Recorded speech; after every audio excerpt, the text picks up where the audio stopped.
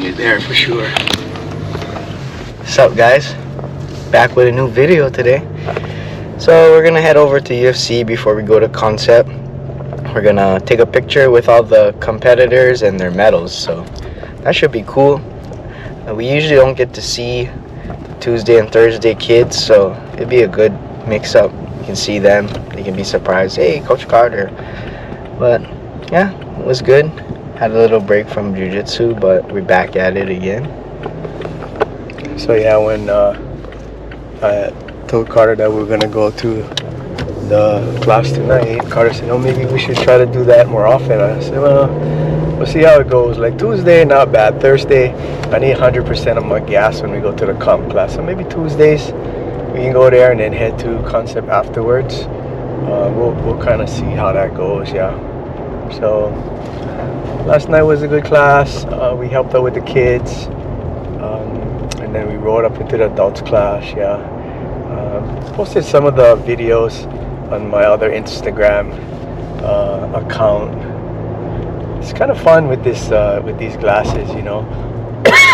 you can take videos and pictures, you know, instantly, right? Instead I gotta carry my camera around and get it set up and take it, right? It's just boom, click, and it's going already. So it's pretty fun. One of our coaches kind of make his class tomorrow, so I got an extra class. So Wednesday night I got 4 p.m. It's a beginner class, yeah. I taught that class a few times, and the kids, I mean, the whole class is basically just doing the warm-ups, yeah. The kids over there, they don't know how to do the warm-ups, so probably just be a bunch of that, do some warm-ups, and then have them play a little game at the end. It's kind of good now that Chris really doesn't play the games at the end of the Monday class. I think it's more important for them to focus on the jiu-jitsu, yeah. The games, there's some benefit to it, but yeah, I think yesterday the warm-ups ran to ran out to almost 420, 425. I was like, oh man, what can we even do in such short time? But we did the takedown challenge at the end, so that was pretty good. It's good when there's 3 of us, so I think we did 2 rounds of it, yeah. The only challenge is there's one boy that he's way bigger than everybody else physically, yeah, so I think it's hard for him to not to go too hard, yet try to get better. So that's kind of tricky because the 2 boys that are good at takedowns, they're significantly smaller, yeah. So hopefully we can get a couple more bigger kids around his size so that he has some competition to help push him to get better, yeah. So no tournaments on the horizon. I think the closest thing we have is Sub Battleground. So that's February 1st. That's less than 2 months out now. So Cart and we got to start pushing. Well, not me, but I got to help Cart push a little bit more for that one.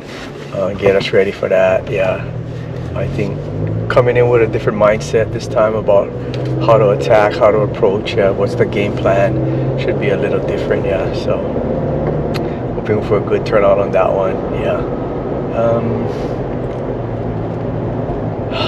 Been listening to a bunch of podcasts, different things, giving me different ideas about how to look at jiu-jitsu, you know, how to teach it, how to learn it, you know, what's the techniques.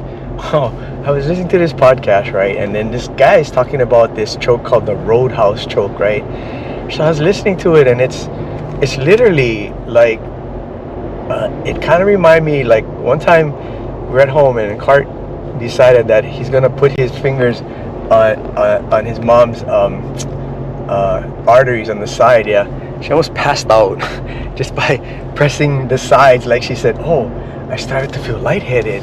It's like, yeah, because fucking blood was getting cut off to your arteries. But this choke is like you use one hand and one side the palm presses the artery, I think, and the other side the thumb presses.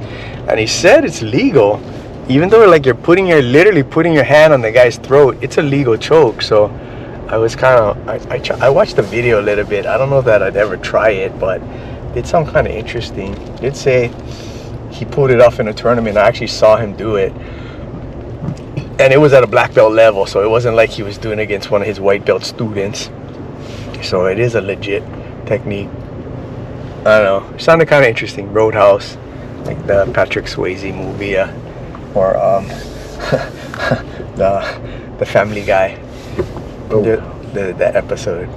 I just tried it on myself. I feel kind of weird. So it's like we used to watch Family Guy a lot, and it's kind of a fun little show. Yeah.